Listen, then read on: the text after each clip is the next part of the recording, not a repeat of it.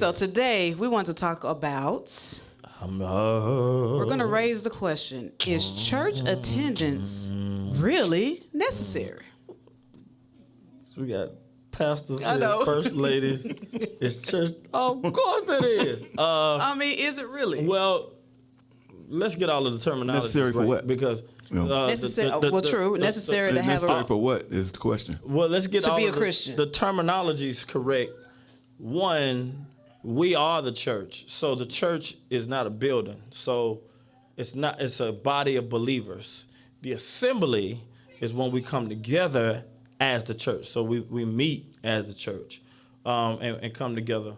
But to me, so when you understand that you are the church and not you don't go to church. Right. I mean, we've been saying we go to church, but you don't really go to church. You are the church. It's almost like I don't go to Jones, I am a Jones. Right. You know what I'm saying? And so when you understand that you are the church, there's a different mentality there, because a lot of people have the mentality to act a certain way when you get into the building and not be the church outside of the building. No, there's a representation and there's something that you carry outside of this building. And you spend way more time outside of church. Right. And you're a bigger representation of the church outside of the church than what you do inside the church. Do you really, I want the people to understand, if you were to ask Apostle Paul, I'm looking for a good church. You know where I can find a good church? It'll sound retarded. He'd be like, you're looking at one. Right. Or, like, it wouldn't be like, yeah, down there. Go to the Corinthians. First Baptist down on the, like, it wouldn't send you anywhere. Like, that doesn't make any sense back then. Or I'm looking for, and I know a lot of street people get this. Church home? I'm looking for a good crib. I'm looking for a good crib. Looking for a good blood. They're a body of guys that move a certain way. They don't go to crib. They don't go to the blood. best crib. You know what I'm saying? They are a body of guys that move the same way, guys and girls. And so we are the church. You don't think a person can fellowship once in a while and still keep the closeness through communication? Yeah, I think you're closer when you're together. I mean, you see a person. Yeah, if you walk with somebody every day, work together, do whatever together, and y'all working in unison together versus I call you on the phone every day, that what you do is going to be stronger. You feel like and be more productive together than just, hey, checking in with you. I think that's potentially because there are people that I see physically with my eyes more than I see my sister, but I'm closer to my sister than I am any of them because of our connection. That's family. I mean, you grew up with your sister though. Yeah. You brushing off the point. But I'm saying though, here's the point, because you just had the same thing with your sister. But once you said the person you see every day, but the person you see every day, listen. The person you see every day does not have the years and time that you and your sister would put together. If somebody shows up and you're spending time with them every day, so still a person can have a closeness and not be here. I can have a closeness with a person every day, and I not see them physically. But it will not equal up to you being with them every day. Is what I'm saying. It will not equal up. It might. You know what I'm saying? Because the person that I'm seeing every day, I'm not as close to them. So what does that mean? The closeness is in the communication. But so why did you say you had to come off the road and be at home more with Lovey and Mona and that whole thing? What? When you said there was a time when you were going all the time, right? And Lovey said something to the effect of, "Well, you never home, you go out there." Yeah, but I'm sure you talked to her on the phone all the time. No, and, I did. Okay, I did. What do you talk to Mona I all talked the to time? Mona, okay, but I didn't talk. I didn't have any communication. But you came home for your family. For the communication. Yeah, because I wasn't communicating with her like that. Okay. Well, so I had to change. Listen to me though. Then just say I had to change the communication because now that same little girl is about to go to college. No. And we got the bond. And now she's about to go to college, and now I got to communicate with her through the phone. She's not going to be able to come to the assembly. She's not going to be able to come to church. She's not going to be, I have to allow, and then I have to allow her to go and do her same thing. And then our closeness is still got to be there through the communication. That's what I'm saying. And I'm still. But I'm saying and everything that she need to do through life, she gonna call me. I'm not gonna be there with her. But just like my dad, you know, hey, daddy, the car broke down, man. What is it doing? It's white smoke. Or you done broke the head gasket. Go. Then what you got to do? And he walked me through. He discipled me over the phone without physically being there. But because I heard his voice and I knew, he told me what to do. And he discipled me. So that's what I'm saying. We have to take advantage of technology. Yeah. I'm not saying that. I'm saying there has to be a balance. You still have to touch the people. You might have to touch the people, but the people that I'm called to touch, I have to touch them through here because I'm called to touch millions, and I can't touch them physically every day. That's why it says Jesus touched 12, and then it's like greater things than these y'all gonna do. You know, because that went viral. What Jesus did literally went viral. But he still touched the 12, is what I'm saying. What I'm saying is you're going to have to touch 12 somewhere. I can touch 12, but it don't necessarily have to be on a Sunday. Okay. Or necessarily have to be on a regimen. At some point, you're going to have to come together. Well, I did say okay, but you're going to have to come together. To meet with my sisters twice a year. Okay. So it could be some assembly. But what I'm saying is the original question is do you have to do church, which is an assumption of every Sunday. Right. And what I'm saying is maybe the church needs to go to a more viral. I think it already has. Marriage, first of all, takes a mindset to be married. Right. If you don't have a mindset to be married, this is going to be a debacle. Right. The thing that she was basically breaking down is that people get married without the mindset of marriage. Mm-hmm. They never, your mind never is conditioned to, for better or for worse, we're going to make this work. We're going to death, yada, yada, yada. This is the best situation for me. Let's get married. Right. You know what I'm saying? Or let's, we already got a child. Let's just do it. Or, we're already living together. Yeah, we might well do it. Yeah, that's not a mindset for marriage. You're just taking that as an option that is there. And then once the debacle happens, it's rigged in the favor of the woman a certain way, where the man, is going to have, issues going forward. And money, custody, a lot of these things. And most of the time, I mean, it looks like that, whereas the man get the short end of the stick, but usually the woman ends up with the kids. Yeah. And so, why would you need a big house if you walking away and it's all of them? You know what I'm saying? Mm-hmm. Of course she's gonna need half. She's taking care of all your kids, right? She gonna get half to take care of all. You see what I'm saying? Yeah. And so sometimes she wasn't on the stage and but she was making your life fit or more comfortable so that you can do what you got to do. Mm-hmm. So it is teamwork. The other thing is, this is what people don't realize the most, that men were created in marriage, in covenant. The covenant was broken, so the marriage ceremony is almost like you're redoing something that was original. Mm-hmm. So the Bible says that the woman ate of the fruit and gave to her husband. Where was the wedding? All right, that means when they were created in a covenant. They were created in a marriage. They were created as one. For this cause I leave my mother and my father to cleave to my wife. I always ask people, we know that God the Father, but where's the mother? Anyway, that's an interesting question for another day. Anyway, yeah. If Adam is the first man, then where's mama? Anyway, I am. So when people don't realize that they were created for covenant, they don't honor it. But everybody has a desire to be with somebody, whether it's a man with a man, a woman with a woman, or because the big thing about the institution of marriage and the definition of it, but everybody still has a desire to be with somebody. You know what I'm saying? They want to be with somebody. They're afraid of how long,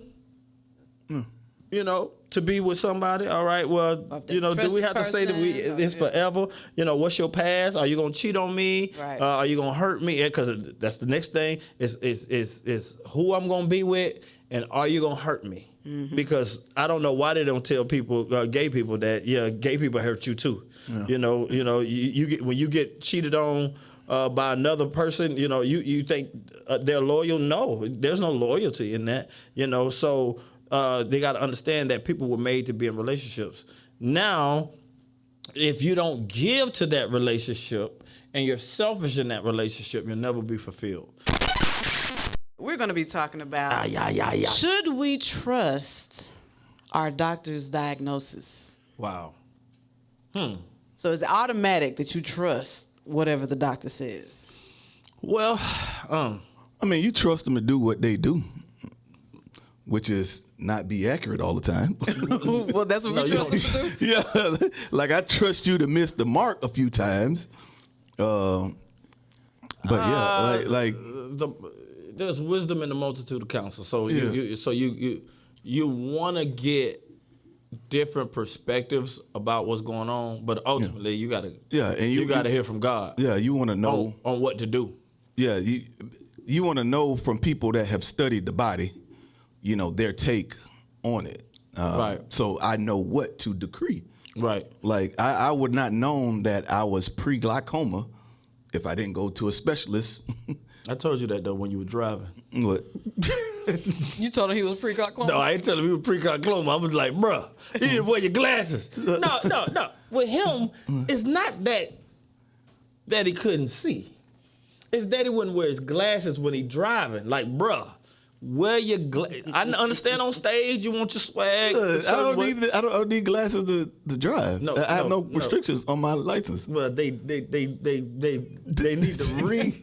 They should be, huh? They need to do yours over, bro. Every time I go get my license, you need to drive with a magnifying glass or something. But you need your whole windshield wiper to be prescribed.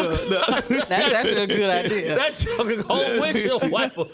You got one side. This one. I feel like if a doctor, I want a doctor that's God fearing, right? Because everybody's not honest. So you can be giving me something with a motive to get money. Yep.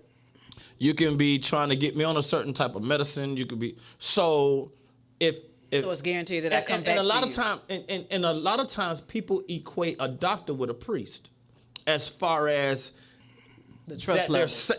What they're saying is from a motive of pure study, and this is what I see. Mm-hmm. They feel like it's not possible that they can actually manipulate certain things and do this and do that. Or they can be having a bad day and they just want to get you out the office. Right. Or just tell you anything. Or they can really be off. That's my thing. It's like sometimes they can be off. You can misdiagnose. I've seen it in my family where you overdosed the person on the medication that you thought they were supposed to have, and it messes them up more. That can happen. I mean, and the doctor can pass. What's a passing grade? C? Yeah. What if your doctor is a C student? I mean, somebody's going to perish for the lack of his knowledge. It was going to happen. Yeah, I don't want to say that. Yeah, because that's what it is. But he passed. Yeah, that's what it is. He just didn't get all the answers right. What you lack, you going to maybe mess somebody up. Yeah, the one answer you got wrong is what I needed to hear. Yeah, right answer. So I feel like everybody, because they're human. You're talking about doctors. They're human, and a lot of people can't afford to get a second opinion. A lot of people can't afford to get a second opinion, or a lot of people don't have the energy to get a second opinion, and they put the trust in that doctor. Yep. Sometimes now, if you've been with a doctor for a period of time, and you understand them, you trust them, or what have you, that's one thing. But I feel like you got to pray about everything, and you have to have peace within yourself about the answers that's coming. Sometimes news, and I've seen this in my family, the news of a sickness or disease made them more weak and more sick than the disease itself. Yeah. Knowing that you know what I'm saying, you came in, you all right, what going on, doc? You got such and such, and it breaks the spirit. Yeah. You see what I'm saying? And the Bible talks about a broken spirit drieth up the bones. And so it is imperative that you have a spiritual life, so that you could go to God about certain things. You know, God told me, I feel a certain way. You need to take this. You need to take this. You need to take this. You need to take this. You need to drink this. You need to go to sleep. You need to cancel this. You need to do. And God I had to listen to God about health a lot of times. Because when you just working and you got a passion for what you do, or you had your feelings hurt, or people die on you, your health is, sometimes, man,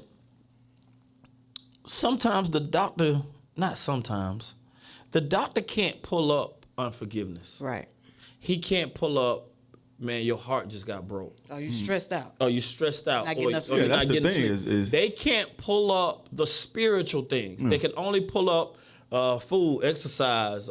This is what I see. You got a growth here, a lump here, but the origin of certain things that came from behavior or spirit or spiritual things or emotional things, they can't pull that up. And so sometimes God's been telling you to forgive somebody, or let something go, or man, quit this job, or stop doing this, or start doing that, or repent here, or forgive here.